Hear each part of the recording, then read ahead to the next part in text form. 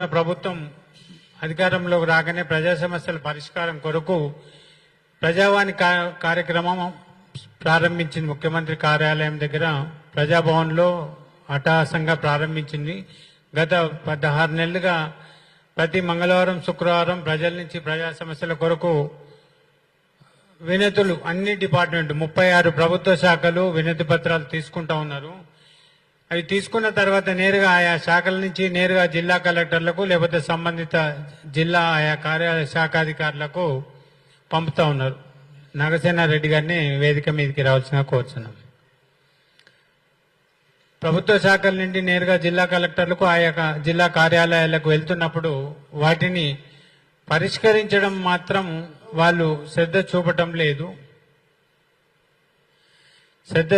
లేదు.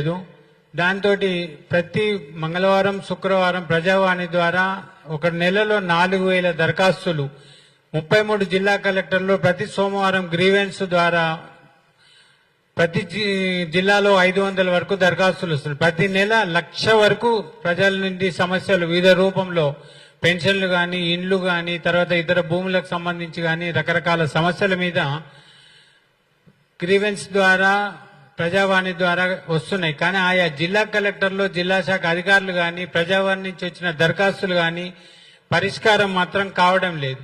అందుకు సంబంధించి మా దగ్గర కొన్ని ఉదాహరణలు కూడా ఉన్నాయి. ఇంకొకటి ఏంటంటే ప్రతి రైతు కానీ ఎవరు కానీ ముందుగా ఆ మండల కేంద్రంలో ఉన్న తహసీల్దార్ కానీ ఎండిఓని కానీ సార్ మాకు ఈ సమస్య ఉంది ఇది పరిష్కరించమని చెప్తే వాళ్ళు చేయకపోతే అక్కడే ఉన్న రెవెన్యూ డివిజన్ అధికారికి కంప్లైంట్ చేసుకుంటాడు. అక్కడ కూడా కానప్పుడు కలెక్టర్కు పంపిస్తాడు. కానీ కలెక్టర్ కూడా మళ్ళీ గ్రీవెన్స్ లో ఇస్తే మళ్ళీ అదే రెవెన్యూ డివిజన్కు అదే ఎంఆర్ఓకు పంపితే మళ్ళీ ఎక్కడేసిన సమస్య అక్కడిలాగానే ఉంటుంది.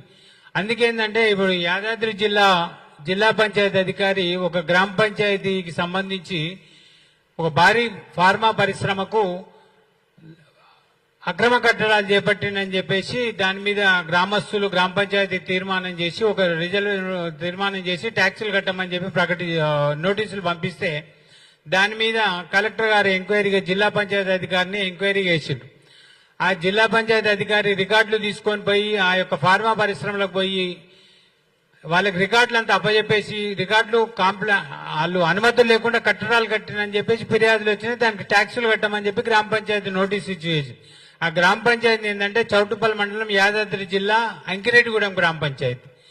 ఆ గ్రామ పంచాయతీ వాళ్ళు పంపించిన నోటీసులకు అంతకుముందే 2018లో కట్టడాలు స్టార్ట్ చేసి 2023 వరకే 5 సంవత్సరాల కన్స్ట్రక్షన్స్ అయిపోయినాయి, ప్రొడక్షన్ స్టార్ట్ అయింది. కానీ వాటికి జిహెచ్ఎంసీలో ఒక 5 కోట్ల రూపాయలు వాళ్ళ ఫండ్ కట్టిండ్రు. తర్వాత గ్రామ పంచాయతీకి రికార్డులు ఇవ్వలేదు, ఏం చేయలేదు. కన్స్ట్రక్షన్ స్టార్ట్ అయినాయి, ప్రొడక్షన్స్ కూడా స్టార్ట్ అయినాయి. దాని మీద అక్కడ గ్రామస్తులు చేసిన తీర్మానం మీద కలెక్టర్ గారు ఆ ఎంక్వైరీ చేయమని చెప్పి యాదాద్రి జిల్లా కలెక్టర్ గారికి పంచాయతీ అధికారి గారికి ఇస్తే ఆ రికార్డులు తీసుకొని ఆ కంపెనీకి పోయి ఆ కంపెనీ మీద పెద్ద ఎత్తున కంప్లైంట్ ఉండే వరకు అంతకుముందే ఫిర్యాదులు రాకముందే అనుమతులు ఇచ్చినట్టు ఆ రికార్డులలో నమోదు చేసుకుని ట్యాక్సులు కూడా మామూలుగా ఇల్లు కట్టుకుంటేనే 30 పైసలు 40 పైసలు వసూలు చేస్తారు. ఆ కంపెనీకి పెద్ద ఎత్తున లక్షల స్క్వేర్ ఫీట్ కన్స్ట్రక్షన్ చేస్తే 20 పైసలు లాగేసి 17 కోట్ల రూపాయల ఆ కంపెనీకి లబ్ధి చేకూర్చిందని చెప్పి ఫిర్యాదులు వచ్చినాయి. ఆ జిల్లా పంచాయతీ అధికారి కూడా మదర్ డిపార్ట్మెంట్ పంచాయతీరాజ్ కాదు, ఆమెది హార్టికల్చర్ డిపార్ట్మెంట్ మేడంది. అక్కడి నుంచి వస్తే అప్పుడు గ్రామ పంచాయతీ సర్పంచ్ల పదవి కాలం ముగిసినప్పుడు బొమ్మల రామారావు కొండమడుగు కొన్ని గ్రామ పంచాయతీల నుంచి నిధుల దుర్వినియోగం అయినట్టు తేలింది. దాని మీద ఫిర్యాదులు అయిపోయినప్పుడు ఇక్కడ కమిషనర్ గారు ఎంక్వైరీ చేసేసి ఆమె మీద చర్యలు తీసుకోమని జిల్లా కలెక్టర్ పంపిస్తే కలెక్టర్ హనుమంతరావు గారు అప్పుడు ఉండే ఇప్పుడు ఎండోమెంట్ డిపార్ట్మెంట్ ట్రాన్స్ఫర్ అయ్యింది. ఆయన ఆ ఫైల్ను తొక్కిపెట్టి మేము చేసిన కంప్లైంట్ల మీద ఒత్తిడి రావడంతో ఆమెను మదర్ డిపార్ట్మెంట్ మళ్ళీ హార్టికల్చర్ డిపార్ట్మెంట్ పంపించారు. దాంతో ఏమైందంటే 26 కోట్ల రూపాయలు ఆ యొక్క గ్రామ పంచాయతీకి ఆ కంపెనీ నుంచి నష్టపోయింది. అది ఎవరు? ప్రభుత్వం నష్టపోయింది, ఆ గ్రామ పంచాయతీ నష్టపోయింది. దాని మీద మేము ప్రజావాణిలో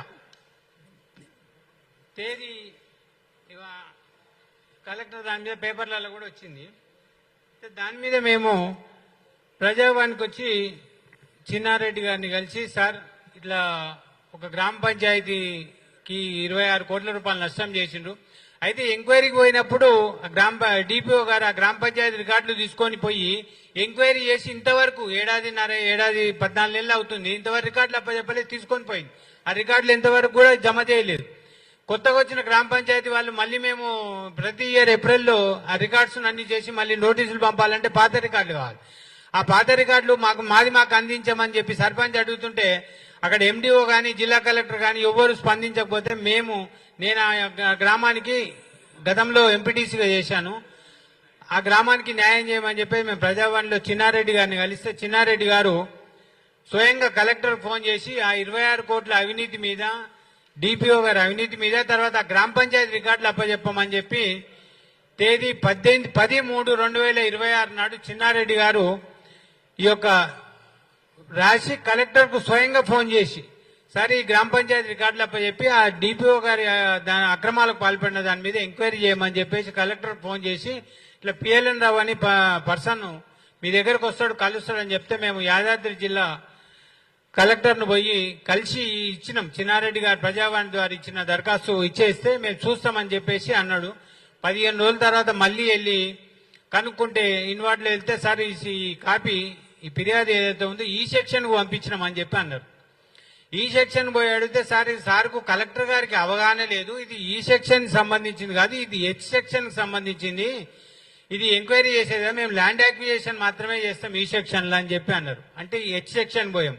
హెచ్ సెక్షన్ పోతే మాకు కలెక్టర్ గారు ఏం చెప్పలేదు, సార్ చెప్పండి, మాకు అసలు కాపీ రాని మేమెట్లా ఎంక్వైరీ చేస్తామని అన్నారు. దాని మీద మళ్ళీ కలెక్టర్ గారు పట్టించుకోవట్లేదని చెప్పి పంచాయతీరాజ్ కమిషనర్ను కలిసాం, ఇక్కడ దివ్య మేడం అని చెప్పేసి కలిస్తే ఆమె కూడా స్పందించి ఎంబడే మళ్ళీ అదే జిల్లా కలెక్టర్ కు ఇట్లా ప్రజావాణి నుంచి వచ్చిన దరఖాస్తును ఇచ్చేసి ఆ డిపిఓ గారి మీద చర్యలు తీసుకొని ఆ 26 కోట్ల రూపాయల గ్రామ పంచాయతీలో జమ అయ్యి రికార్డులు అప్పచెప్పే విధంగా చర్యలు తీసుకోమని చెప్పింది. అవి చెప్పి కూడా దగ్గర నెల 15 రోజులు అవుతుంది, కలెక్టర్ గారి నుంచి ఇంతవరకు లేదు. అసలు ఈ ప్రజావాణి నుంచి వచ్చిన ఫైలే ఆ కలెక్టర్ ఆఫీసులో లేదు. అందుకే మేము అంటే ప్రజావాణిలో వచ్చిన దరఖాస్తులు కానీ, గ్రీవెన్స్ లో వచ్చిన దరఖాస్తులు కానీ ఆయా జిల్లా కలెక్టర్ కానీ ఆ ప్రభుత్వ శాఖలు కానీ పట్టించుకోవట్లేదు.